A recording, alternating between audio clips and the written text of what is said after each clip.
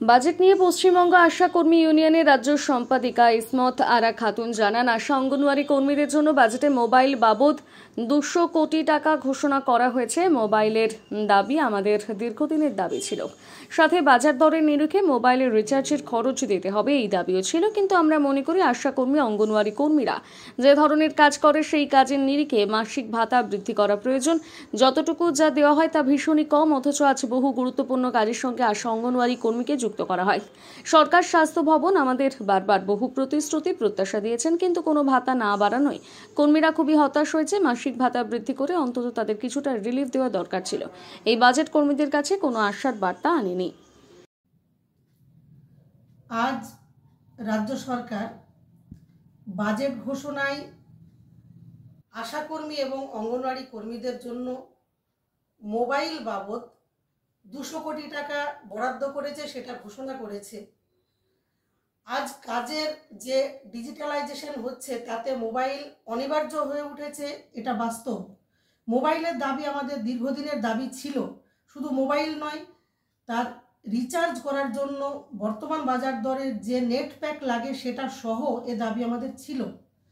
কিন্তু আমরা মনে করি আজকে আশাকর্মী অঙ্গনওয়াড়ি কর্মীদের কাজ আজকে এই ব্যবস্থাতে যেভাবে সমস্ত কাজে তারা অনিবার্য হয়ে উঠেছে, যে গুরুত্বপূর্ণ পরিষেবাটা তারা দেয় তার নিরিখে বর্তমান বাজার দরের নিরিখে তাদের মাসিক ভাতা বৃদ্ধি করাটা খুবই জরুরি ছিল। আমরা বারবার সরকারের কাছে দাবি করেছি, তারা বারবার আমাদেরকে প্রতিশ্রুতি দিয়েছে, প্রত্যাশা জাগিয়েছে। গত 7 তারিখেও আমরা স্বাস্থ্য ভবনে সরকারের সঙ্গে বৈঠক করেছি, সেদিনও বলেছে যে এবারে আমরা কিছু ভাবছি, তাদের জন্য কিছু ভাতা বৃদ্ধির কথা আমরা ভাবছি। কিন্তু আজকের বাজেটে দেখলাম অত্যন্ত হতাশাজনক, কর্মীরা খুবই হতাশ হয়েছে। আমরা মনে করি এই বাজেট আশাকর্মী অঙ্গনওয়াড়ি কর্মীদের স্বার্থের বিরোধী একটা বাজেট হলো।